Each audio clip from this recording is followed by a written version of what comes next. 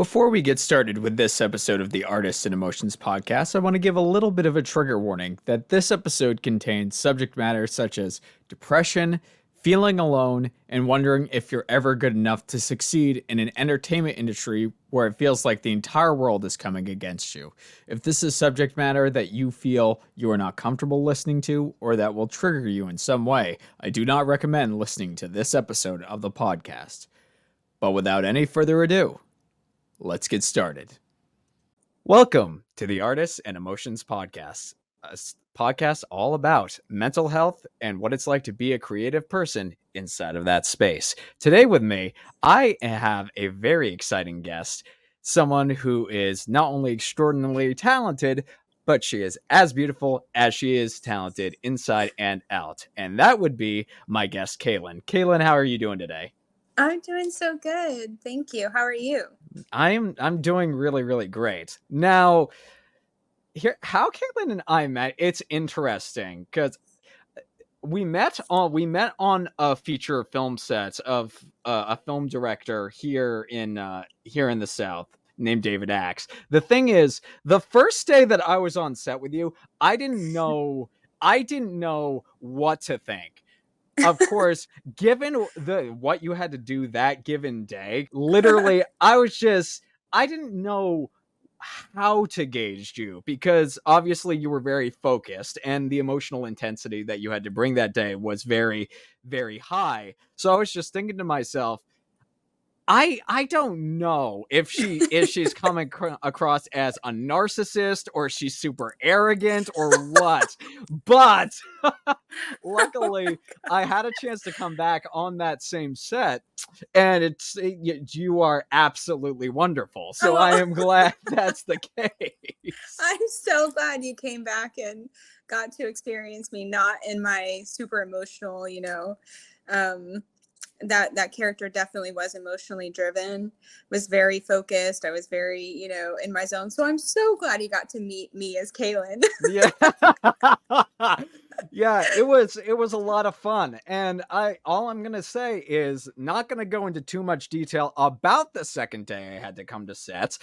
There was some stuff that might have left me a little bit red-faced by the end of it. Luckily our entire cast and crew got a few yucks in during the entire time. You handled that like a champ. That was honestly one of my favorite parts of the whole thing. You killed it.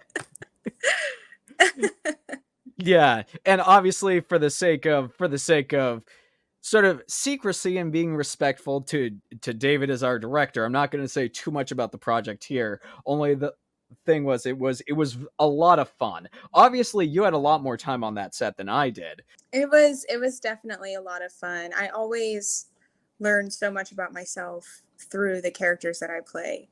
And even though Left One Alive is like a dramedy, like it's kind of like it's a monster story, so it's kind of, but I played it super straight. So I didn't like play into it's like monsters. I was like, no, this is like, they're freaking monsters and they're real and no one believes me and this is a hot mess, So it was definitely kind of like funny at times and then like super emotionally grueling at times as well.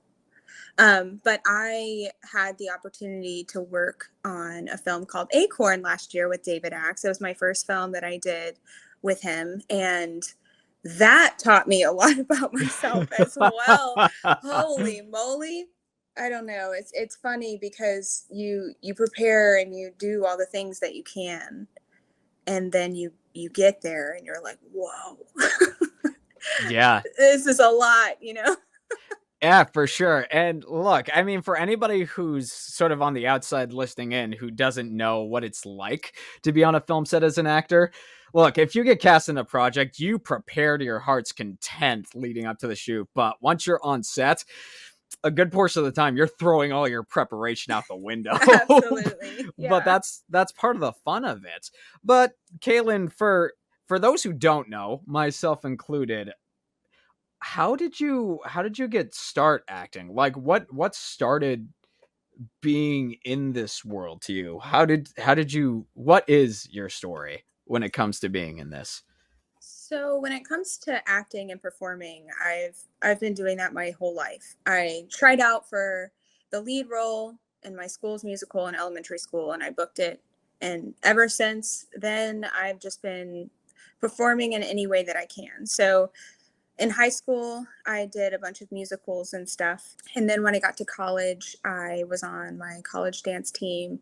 Um, and it's actually funny because I went to school in Milledgeville, Georgia, and there's this like mental state hospital that's been abandoned forever. And they were filming, oh, what's the Vampire Diaries now? Oh, the originals. They were filming the originals, and my sister at the time was obsessed with Vampire Diaries, and she was like, "Oh my gosh, Caylin, you have to get on this set. I don't care how like they're asking for like background, like just please apply and go and do it for me." And so I was like, "Okay, it's like 15 minutes down the road, like why not?" So I applied, and they had me on as background. And I'd never been, so like I've grown up loving to perform, loving to act, mostly on stage, and also like loving to watch film and it meaning a lot to me. But I had never experienced being on set and what that looks like and what all goes into it and how much time and effort and so many human beings putting their creative, minds together for like maybe 2 seconds on screen. It's crazy. So a lot of people that day, it was cold. It was like, really horrible conditions. They're like all those crew were wearing masks and stuff because it's like this old abandoned insane asylum. And like the background's just sitting there like no mask, no nothing. It's freezing cold. We don't have, any jackets or anything. And there's like one heater for the whole set. And I loved it. I mean, it was horrible and I loved it all at the same time. So that actually kind of started my love for behind the scenes as well, and being on set and stuff. So I studied videography and editing and stuff in college. And then when I graduated from college, I didn't really perform for like a year because I was trying to figure out what I wanted to do. And I think I've always been really kind of scared to go for acting on camera, if that makes any sense. Yeah. Like it's always been a very scary thought to be like, okay, I'm going to do this. But I just did. That was late 2017. And I've just been going at it ever since. And I love it. It's fun and also terrifying. I mean, it's like you could say that fear, I mean, performing itself, let's be honest, the fear never really goes away, but you do this long enough, that's the part that we strive for. It's what makes it exciting. And I find it really interesting that you bring up the fact that you started out as sort of a theater baby and then transitioned over to learning about the behind scenes of film and then acting in film. And because that's my story too. Really? Oh my gosh. Yeah, literally. Tell me, please. From the age of 5, which my first show, I did not get cast as the lead. My first show, I was put into a production of Jack and the Beanstalk for elementary school. The thing is, I played a dog. My older brother played Jack. So, oh my gosh. So it's literally now like the most, I like telling it because it sounds like the most stereotypical actor story, just getting started out where somebody's a tree in the background. Yeah. But up until 2016, I only ever did theater and then took a year or two off.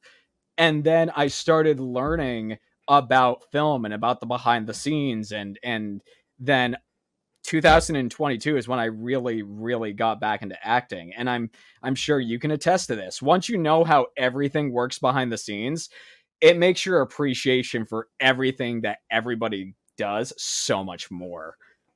That is so true. So true. That is so cool. We really do have such similar stories. Wow. So yeah. when you first got back into like doing it to 2022, like what was the thing that got you back into it?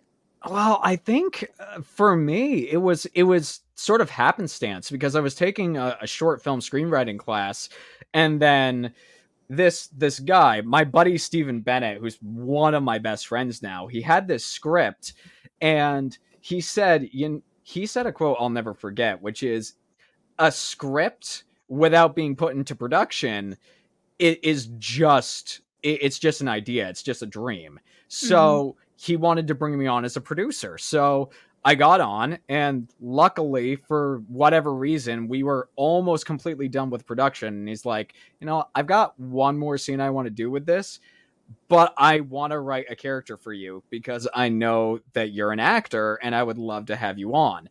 And it's out there, but I mean, that got me back in 2018 to 2022. I acted here and there, but really I took the time to learn about directing and writing and producing and marketing and anything and everything. And where I'm from, which is the state of Maine, there is no hold in the industry whatsoever. So Mm-hmm. you basically have to do everything and anything to actually learn about not only being an actor but being any kind of a filmmaker. Which I wanna turn that back over to you. When you first started learning about the whole behind the scene process, did you find it overwhelming in any kind of way? Because there's just, especially being put on a film set where you are background and there is just so much happening, it can be a bit overwhelming to someone. Right. Yeah. I think the very first time, I got to be on set, it was more of just like I was in awe. Like I had no idea what all went into it. Like I don't know what I was imagining growing up, like thinking about people making film, but it wasn't what I was witnessing. I don't know, just all of the lights, all of the people running around doing their thing. It was a 1920s theme, so they had us all um like sleep in curlers and like come in the next day and they like did our hair up and everything. And it was just, I loved all of it. I think I enjoyed the introduction into behind the scenes of film, being able to be a fly on the wall, because you kind of feel like that being background, because you're just there and you're only helping out on a big film set whenever they need you. Yeah. So it's really cool if you can just sit back and like take in all that's happening around you. So I wasn't overwhelmed in a sense of, my first time being on set. But when it comes to independent film, that's a whole nother ball game. Yeah. Because there is no being a fly on the wall. If you're there, you're doing something. Yeah. So, I mean, especially because I love it and I care about the behind the scenes. I want to be involved. But when you're acting as well as doing, lighting or helping out wherever you can, that can get really overwhelming. And I'm not very great at time management. So I have to really, really exercise those muscles when I'm on set, being both a crew member and acting, if that makes any sense. Yeah, it does. And for anybody who is on the outside listening in, the when Caitlin says the amount of work that goes into being on an independent set, there are times, depending on the set, where it's not like higher production projects where if you're an actor, you're just strictly an actor or you're just Right. strictly a crew person. Depending on the independent film set, if they know that you know how to do one aspect of crew, they will enlist you to help. I know Yes. that one of my favorite things to do is to help crew load and unload things, because Mhm. it makes things a lot easier. Literally just talking and meeting with people and interacting with people is one of my favorite things to do on any kind of set, because it just, in my opinion, it makes the time go by a lot faster and it makes things easier. Yes, that's true. And you never know like who you're gonna meet and what's gonna lead to, the next thing. You just never know. Yeah, and I want to circle back to something, cuz obviously you've been acting since you were really young. And then you took a break, learned about the behind the scenes, and then transitioned back into acting, but for on screen. Mhm. Besides, like, the first time that you got to be on a film set, because obviously moments like that is like life changing. Like being on Right. a film set for the first time is amazing, independent or not. has there been a specific moment or a specific role that you have had a chance to play and work with where you just sat back and you're like, this is another level of completely changing my life and why I'm doing this in the first place? Absolutely. um, wow, I hope I don't get emotional. Goodness gracious. Hey, feel free. That's what this is about. um, well, so circling back to Acorn, the film that we shot with David Axe last year, um, I was playing, I played like three different characters in this one film. And originally it started out as Acorn was its own thing. And then there was a bonus feature called Die Standing Up, which is what I was the lead in. And I got to play this like bad A Western bandit. So that was really exciting for me. And, you know, I prepared, I was excited for something new. Obviously I'd never done anything like that before. Like most of my auditions are not for Western bandits. So I was like, sweet. So it just kind of like happened. And then I got on set and David the whole time had been telling me like, oh, don't worry about a Western accent. Like I know it's set in like Western time, but like just don't worry about it. It's fine. And so I was like, okay. And then we get on set and we're about to do my first scene. And Dave was like, oh yeah, by the way, I would love for you to do an accent. And I was like, okay, let me just try and regroup for a second. We're about to be on in like 5 minutes. Cool. And I'm the kind of actor who needs some time. Like, I don't, I like to maybe not embarrass myself, especially there was like a whole bunch of extras that day. There was a horse on set. There were like all these things. And I was like, oh my God, okay, Caylin, it's fine. Like, don't get in your head. You got this. You're like from the South. You can just wing it. It's fine. And then they were like, oh yeah, here's 2 guns and a rifle, and we're going to attach this knife to your belt. And your shoes are 8 sizes too big, but you have to, you know, run around in them. And I was like, oh my gosh. And so needless to say, that day was a hot mess. I contemplated my whole life. I was like, I am not supposed to be doing this. I'm in the wrong place. I didn't do as much as I should to prepare. Like, I should have known better. I should have gone to a shooting range and practiced, or at least just like held some guns just to feel comfortable. And there's all these things that are going through my mind that I could have and should have done better. And I'm like, if I want to do this, I have to do it. I can't be on set feeling unprepared when that's the whole, like, I mean, what's the point, you know? And so I was really beating myself up like, you know, you try, all you can do is try and be better the next day. Like, okay, that happened. It was horrible. David hasn't fired me yet. So let's just keep going. That's good. And it honestly took like 2 days for me to get myself on my feet. And thank God I had, you know, acting techniques to fall back on. Like there's things I know I can do to help, you know, make sure the lines are in my head while I'm also trying to figure out how to shoot this gun I've never shot before. Everything was safe. There was no ammo. There was no nothing. Like, I just had to literally pretend. The guns were like prop guns, and half of them you couldn't even like make them work if you wanted to, if that makes sense. So everything was Yeah. safe. I just didn't know what I was doing.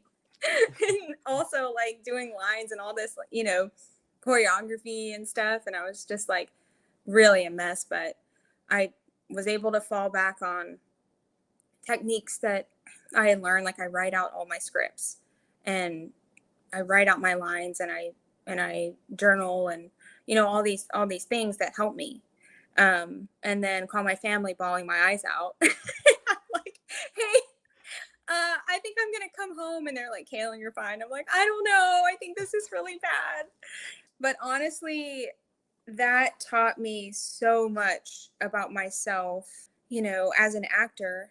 And I mean, we could all improve. Like, there's always things you can be doing to improve. And it's important to you know, acknowledge where you could do better, but also do something about it. So like, I'm terrified to fail, and that's not good because you have to fail in order to get better.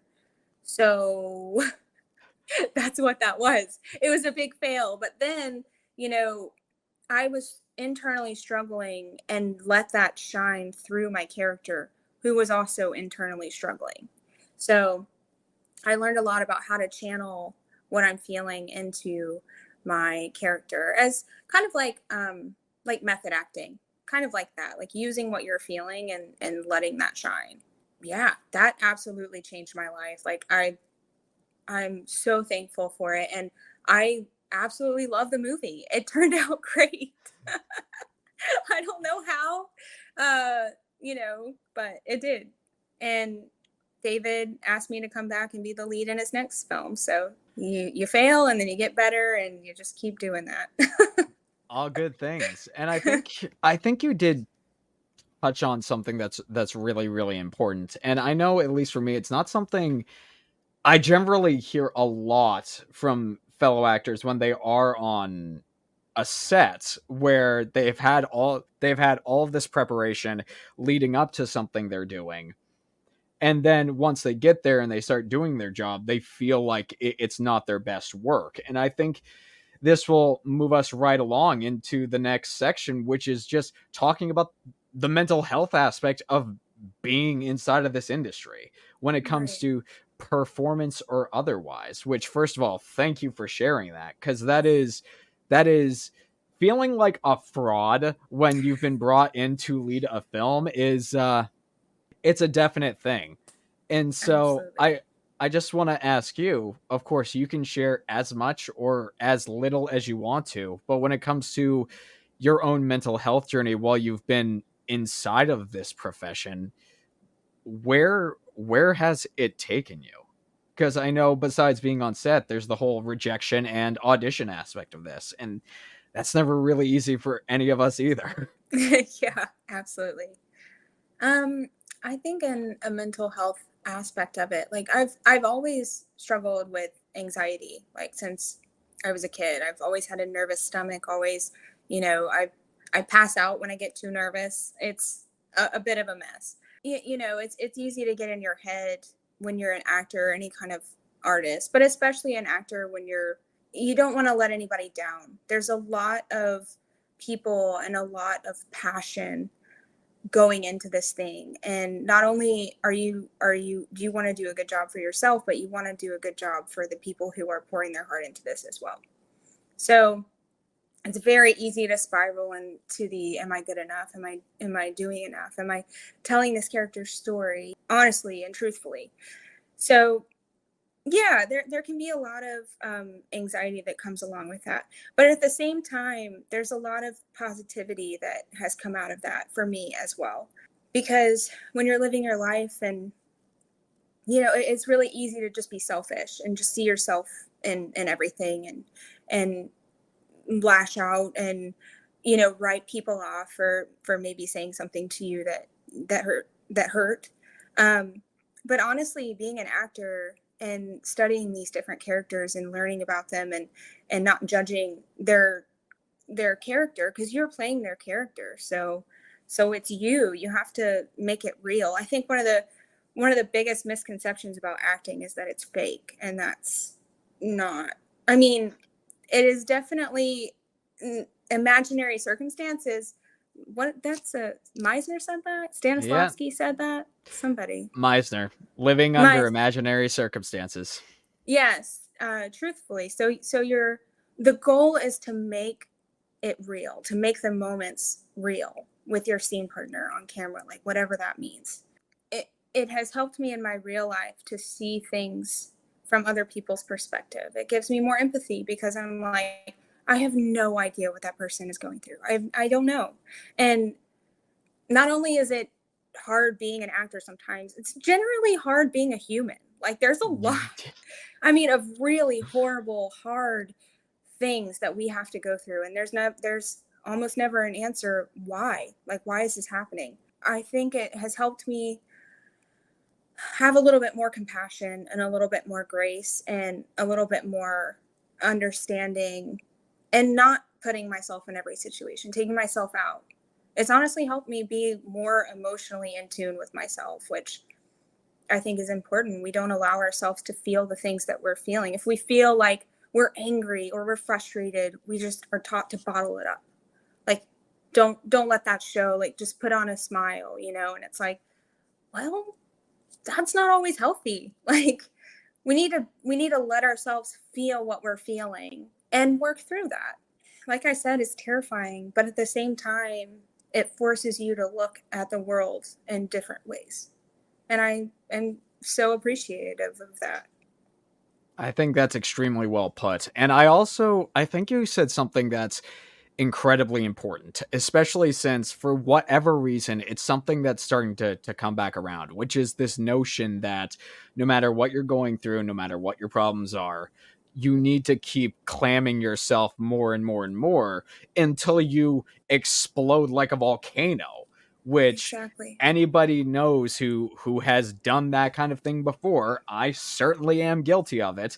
Right. you Same. you damage the relationship you have with not only yourself but with the people around you. And it's one of the reasons why for me letting out your emotions is important. But I found that I will advocate for therapy for anybody who asks me if it's a good idea, because especially being in the positions that we are, which is the most emotionally vulnerable job that you can be outside of, I would say being a therapist is probably up there too.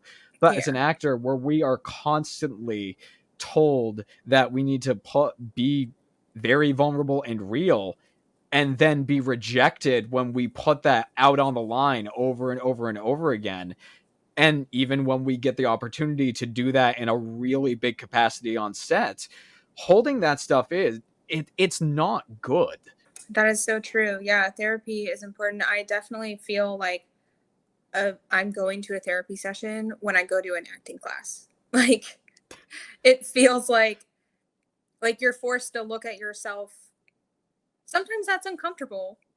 Like, sometimes it's uncomfortable to learn something about yourself that you maybe were avoiding, shedding light on. But when you're putting yourself in these situations, or come up with a reason behind your motives in the scene, you're forced to learn a little bit more about yourself, and that can be scary. Yeah, it certainly can. Now, when there have been points, either in your own life or inside of the industry, what have you, what are some things that you've found that really, if there is something above and beyond what we've already talked about, that have sort of allowed you to bring yourself out of those really really dark places?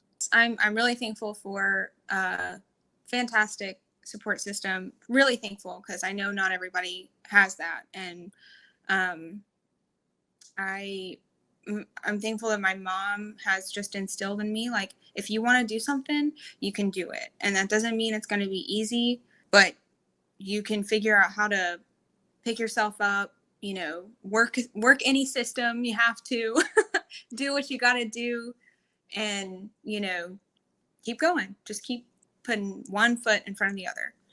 And I mean, that's really all you can do. So filming on Acorn, it was a whole nother life crisis I was going through. But at the same time, this past feature that we filmed that you were on, Left One Alive, the life crisis happened after wrapping the film. Because I got married in April. So all last year was dedicated really to wedding planning, um, preparing for the feature Left One Alive, which filmed right after I got back from our honeymoon. Um, and so when we wrapped Left One Alive, I didn't have a wedding to plan anymore, and I wasn't preparing for a feature anymore. And I looked back at last year and I was like, I didn't do barely anything film wise last year. It felt like that's not true, because we filmed Acorn last year. Like, I did things, but it just felt like I could have done more. And so it just caused this spiral of like, am I doing enough? Like, do I really want this? I also felt like you know, I feel sad that artists most of the time have to have like a day job, because it's really hard to support yourself on, you know, just solely being an artist. And so that was a spiral as well. I was like, how long am I going to be stuck doing day job and being an artist when all I want to do is be a full-time artist? So it's really easy to start spiraling when you focus on all those things. But somehow, you know, I have to see the positivity. I have to. I can't, you know, just like I said, like feel those feelings, feel the frustration, feel the spiral, and then at the same time, there's lots to be thankful for. There's lots to look forward to. Always something you can be doing to improving, even if you're not actually on set. So that helps a lot too. I think you put that very, very eloquently. And first of all, I want to say congratulations on your wedding, Thank because that's you. that's not that's not a small feat by any means, and it's interesting. I'm really excited for you, but I will say, I think that you also hit the nail on the head when it comes to the acting spiral after you get done with a bunch of stuff, because especially being creative people, let's be honest, when it comes to being actors or filmmakers or anybody creative, letting our minds settle for like 5 minutes, even though that is the healthy thing to do, it is not what we do. No. Like we're always looking to work more, to grind more, to do as much as we physically can until we're so exhausted that we burn out and become sick for like 3 weeks. Yeah. But it's just that, once again, it's not that working hard is a bad thing. No, it's a very, very good thing. It's just that learning to take care of yourself as somebody who wants to be in the arts for a long time, it is just as important as how hard you work. And doing things like having, like, talking with family members or close friends, or going to therapy, or just allowing yourself time to be with yourself, it's all super, super important. And this will probably be a phrase that I will say on every episode of this, but if you are not careful, if you don't learn to take care of yourself, your mental state, and all of your priorities outside of being an artist, your mental state is gonna be destroyed, and you're not gonna be able to be whatever kind of artist you want to be, because you won't have the energy and you'll just be miserable all the time. I think, first of all, I think everything that you said has worked for you. I think is the beautiful thing, and it's one of the reasons why I started this podcast up, is because all of these different individual ways that people are picking themselves up by their bootstraps and helping themselves out, it's something where if people don't have their own methods, they can cling on to what somebody else says and then just go from there. Right. Yeah. I think it's important to have hobbies outside of, you know, film too. Like Yeah. that helps me a lot too if I'm feeling down about, you know, where I'm at in the film industry. There's a lot of other outlets that I enjoy artist wise. So I love to draw and paint. I love dancing. I love I love, you know, if I'm feeling sad, honestly, this sounds crazy, but if I put on like a bomb looking outfit and I feel like a trash can. I feel like, you know, nobody can tell me nothing when I wear these sunglasses, okay? So like it sounds so weird, but like it's just true. Like I I really enjoy I love fashion. It makes me feel some type of way, and that helps with my characters and acting as well, but in my real life too. I love a good outfit. It makes me happy. And another thing that I think is important too, especially as an artist. It is so nice to get the likes and the compliments and the, you know, and the outside justification, but there has to be something that you love about it without that. Because otherwise then you're just completely building something off of something you can't control. So uh, you know, especially when it comes to fashion, if I think it looks cool and it's outdated, I don't care. I'm wearing it. Like, I do not care. You know, and it makes me happy to do stuff like that. So that's another thing that helps me when I'm spiraling, is just like channeling that energy into something else that I know is a form of therapy for me.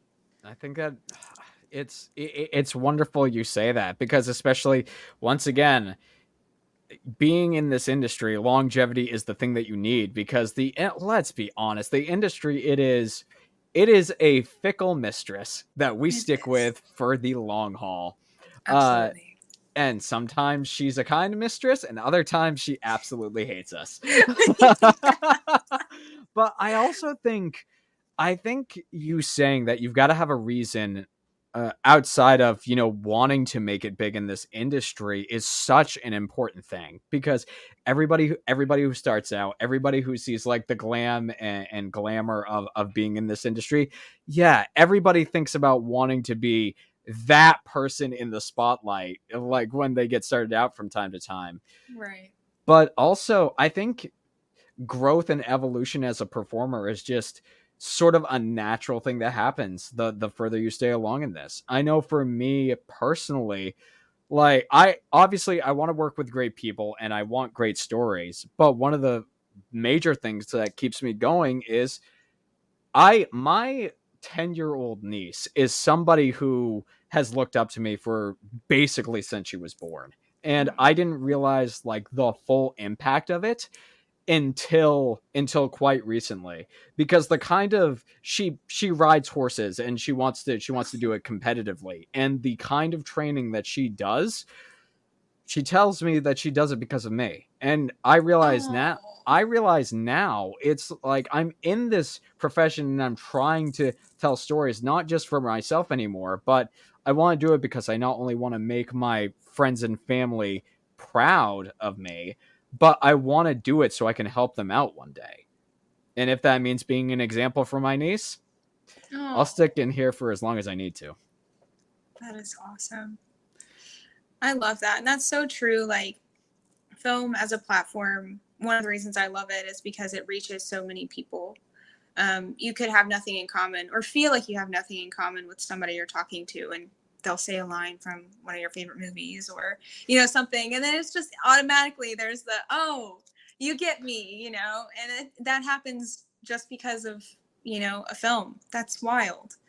Um, and I also just think it's, like the visual platform of it, like anybody can watch the pictures on the screen and relate to it, even if it's like, you know, it's important to tell people stories and to make people feel like they aren't alone.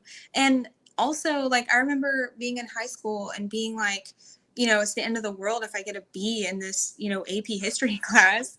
And I thought I was going to die. And I came home from school just like drained from being at school for 8 hours. And Scott Pilgrim versus the World was on. And I was like laughing my head off. Like, I loved it so much. And I'll never forget that, because this silly movie with Michael Cera, you know, doing his thing, beating up exes and stuff, like, it just like made me happy in a time where I thought I was gonna die getting a B in history class. Which I just gotta say, that just proves how much smarter you are than I am, because I had the opportunity to go into an AP history class. I did like 1 page of summer homework for that darn thing for the application process, and I just quit. No, honestly, I think you're probably better for it.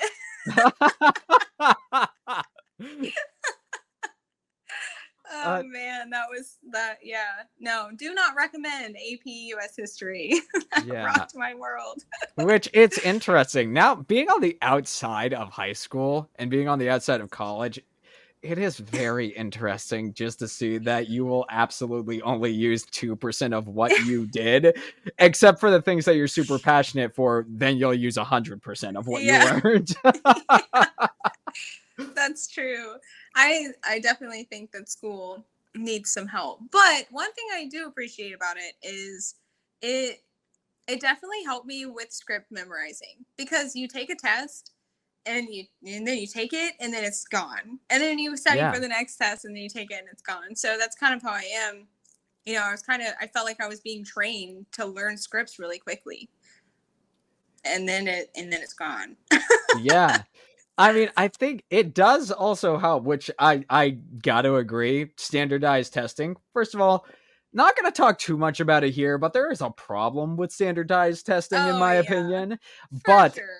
for an actor, testing while at the same time learning stuff for a show, it does drill memorization into your head while you're in the process of doing it, especially if you do it year after year after year. Yes, very true. Very Now, true. we are sort of coming to the end of the show, but first of all, I just want to say thank you for being so open and honest and for sharing the things that you have, because if there's one person out there that gets something from this, I know that I thoroughly appreciate it, and I bet they will too. Now, before we sort of wrap, I want to give the floor to you. So if there's anything else that you want to sort of talk about, or you have questions or anything that you're proud of and want to promote, it's your time, Caylin, to do whatever you'd like to. Awesome. First of all, I just want to say thank you so much for asking me to be part of this. It really feels like a huge honor, and I respect you so much in your work and everything you do. Um, so thank you. And you've been a fantastic host. Well, thank you. I I was appreciate that. nervous, and then now it just feels like we're talking. So, but anyways, so circling back to Acorn, that uh, sent me through a life crisis, and I got through it, and here we are.